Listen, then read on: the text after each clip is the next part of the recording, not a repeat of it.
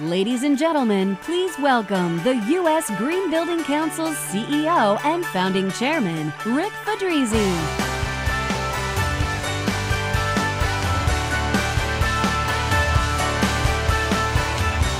Hello, Greenbuild. My speech starts out, I got two words for you, but I think they are now Ivan Neville. Hello, Ivan Neville. Wow, wow. I got two other words for you today. New Orleans. Pretty amazing, isn't it? It was almost a decade ago, and all bets were off as to whether or not this place would still be standing. The wind raged, the waters rose, the levees broke, and a city, a people, and some might say even an entire way of life changed forever. It was 2005, and that year, if you remember, we had Greenbuild in Atlanta about 60 days after Katrina hit. And there we assembled the best and the brightest from across our movement. Some from the Gulf Coast who were already emotionally stunned by what they experienced. Many of you sitting here tonight analyzed and prioritized a strategy that would become known as the New Orleans Principles. Principles that could and would serve as a roadmap for rebuilding this decimated city. And there in Atlanta, we made a promise that we would stand with New Orleans as it began the hard work of rebuilding, and that we'd bring Greenbuild there as soon as they were ready.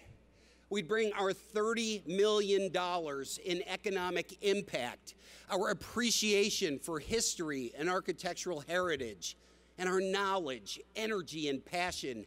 And we would convene here in New Orleans a Greenbuild like no other. And here we are.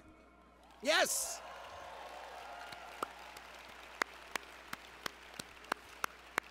Because of you, the remarkable, amazing people who make up our movement, the visionaries, the collaborators, the data geeks, and the doers. And last but never least, the troublemakers, the leaders who refuse to let anything stand in their way. Because of you, we are building, and in this case, rebuilding a more sustainable future.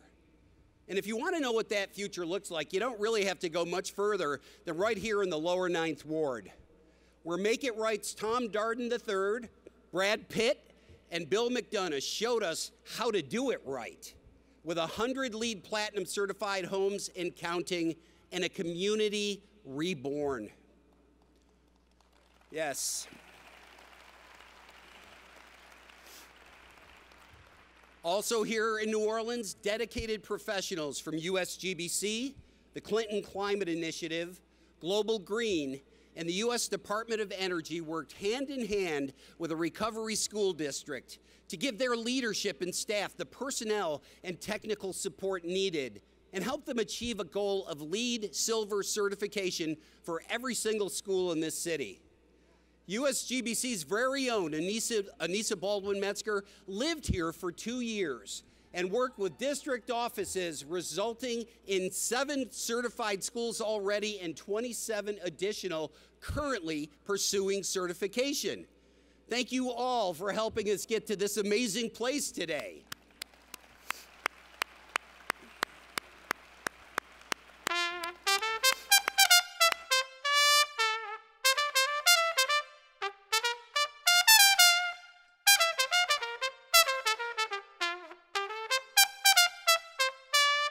New Orleans, the Big Easy. Here we are in the heart of the Mississippi Delta, where the most storied river in America takes a final deep breath before heading into the Gulf. Some call it Big Muddy, but you know when the Mississippi begins to rise and take shape just this side of Canada, it's neither big nor muddy. It's rather the barest trace of a little creek. And as it begins to wind its way south, it starts gathering things, a little here and a little there. And the next thing you know, that little trickle in Minnesota becomes the mighty Mississippi, a river that's as much a mindset as a marvel of nature. And on the crest of those waters flowing north to south, jazz was born. A little attitude and a little rhythm from Chicago, a touch of melody from St. Louis, some boldness and brassiness from Memphis, and a big dollop of Deep South melting pot gumbo from right here in the Delta. And eventually, it all coalesced into something wonderful, joyous, and truly American. Thank you, Mr. Armstrong. The great Louis Armstrong, ladies and gentlemen. And that music is a metaphor too, right? A metaphor for leadership, which is why we chose Leadership Jazz, that great book by Max Dupree, grandson of the founder of Herman Miller, is the theme for this year's Greenbuild. Max talks about how jazz combines the unpredictability of the future with the gifts of talented individuals who follow the vision of a true leader. It's a loose collaboration of intent depending on individuals with diverse talents, individuals who are willing to take risks, explore possibilities, to play off each other within a defined context. And when they succeed, it's unlike anything else. In the context of New Orleans, Leadership Jazz is how you take a city and make something truly wonderful by amassing the talents that exist on every street corner, finding the instrument that best suits them and encouraging them to take risks and explore possibilities. And it's the leadership of that effort, from mayors to moms, that matter most of all. Last year, I stood on this stage, much like this one, and I asked everyone listening to join us, to join our movement and our mission and help make sustainability to an even broader audience. I made that invitation based on the premise that we can do far more together than we could ever do alone. Instead of pulling in 1,000 different directions, we all pull together in a single direction and with a single purpose.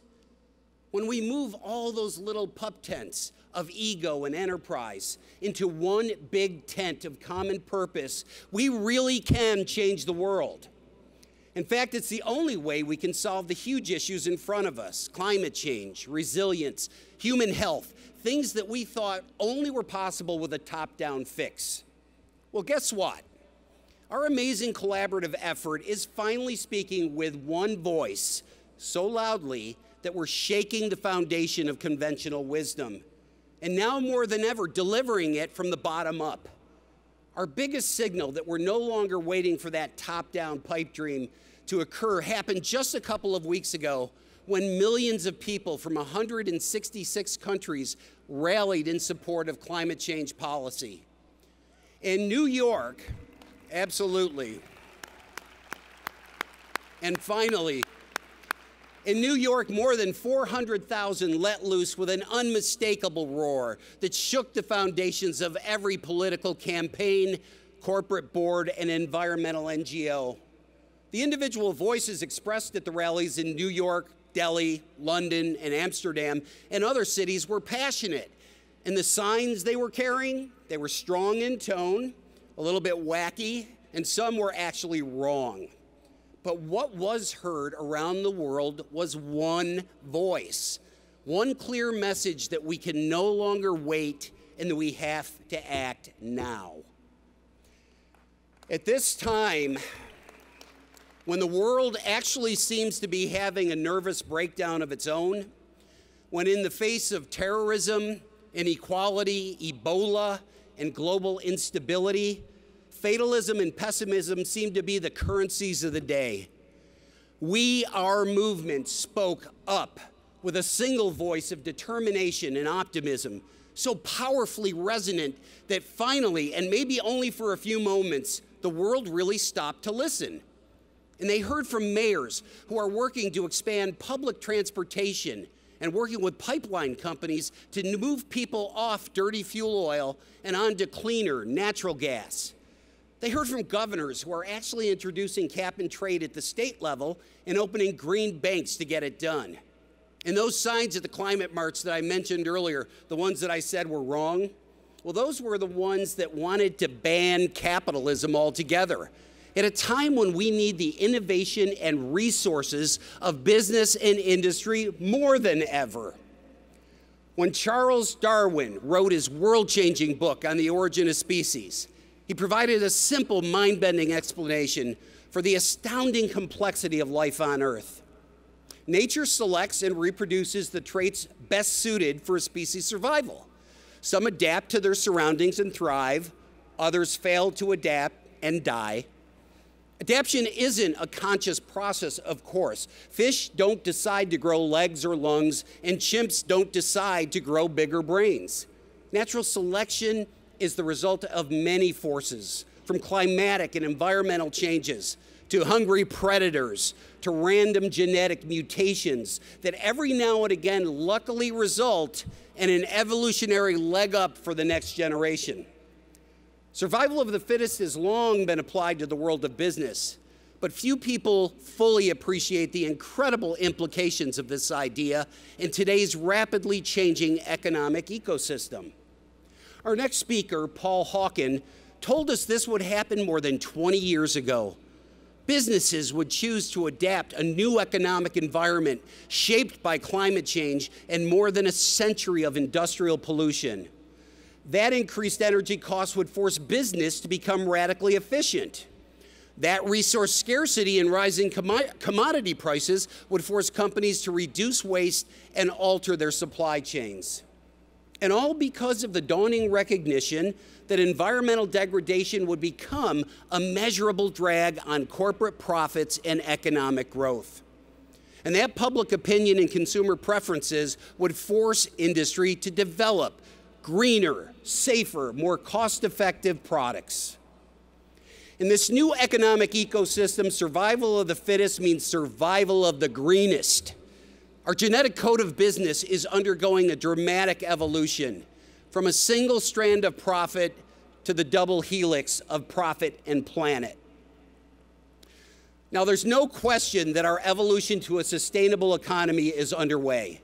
By making sustainability decisions in part of their strategic imperative, food companies are changing the way they buy commodities in ways that also reduce deforestation.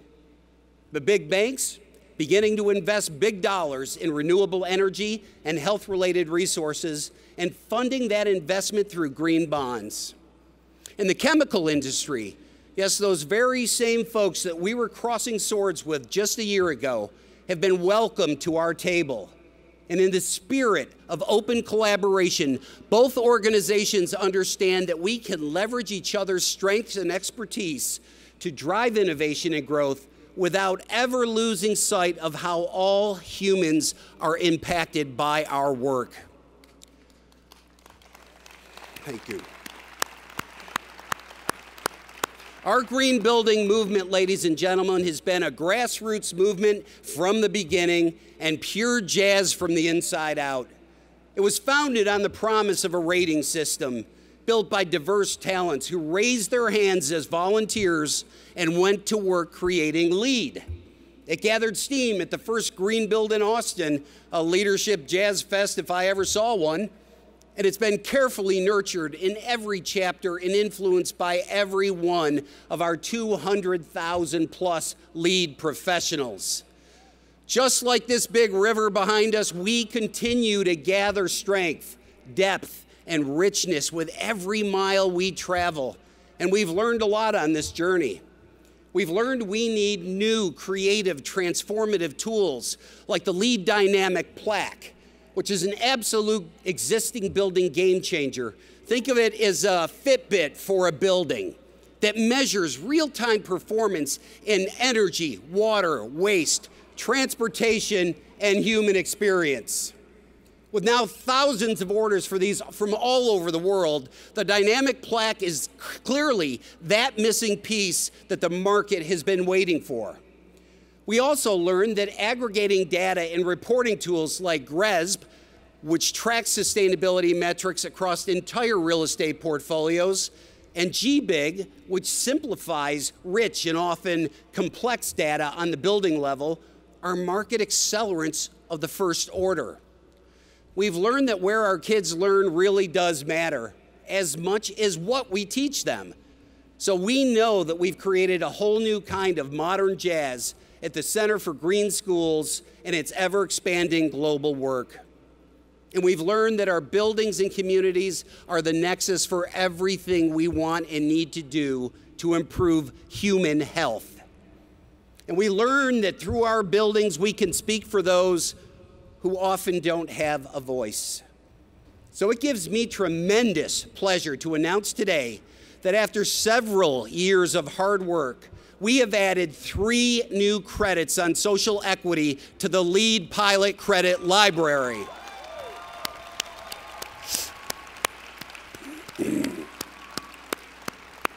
These credits make a strong statement by USGBC that the organization is committed to social equity principles, and our intent is to use the power of LEED to advance them. It's a long overdue start, folks, but a critically important one. And I have many thanks and congratulations to the dedicated volunteers and staff on the Social Equity Working Group who made this possible. And I'd also like to make, yes, to all of them, I'd also like to make a personal shout out to Kimberly Lewis, my friend and colleague, whose heart is bigger than this Superdome and who daily reminds us to whom much is given, much is expected, and that our responsibilities are to better humanity and give a hand up to others in the process. Kimberly, please stand for this audience.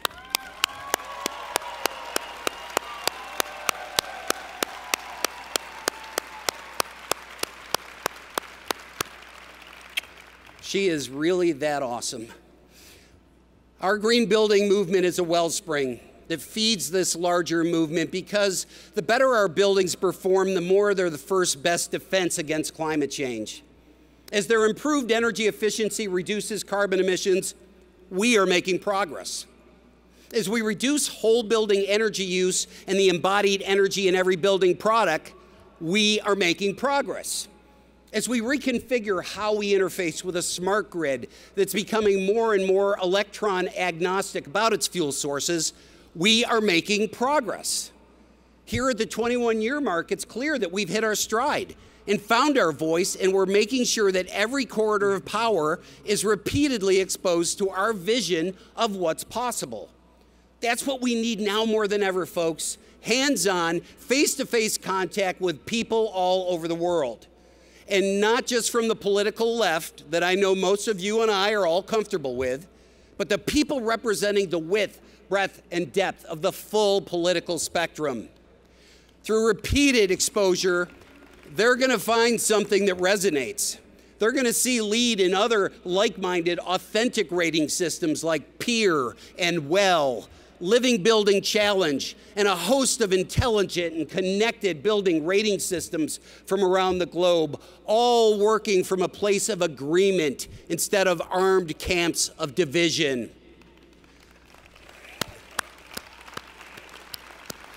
The choice is up to all of us at every level of leadership, every sector of society, and every corner of the world.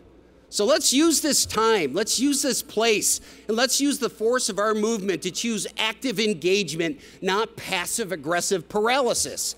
Let's choose leadership, collective, disruptive. We'll leave the corruptive outside. Bold, creative leadership to set our course. Let me leave you with this final thought. The problems we face may be mind-numbing, but the opportunities in front of us are exhilarating. We can take full advantage and solve them if we approach them together with open minds, generous hearts, and an abiding faith in the rightness of our actions. Let's take heart in the fact that our commonalities are far greater than our factions. All we need is one voice, folks, a voice that shatters the foundation of conventional thinking. That voice comes from one movement in the jubilant celebration of what's possible.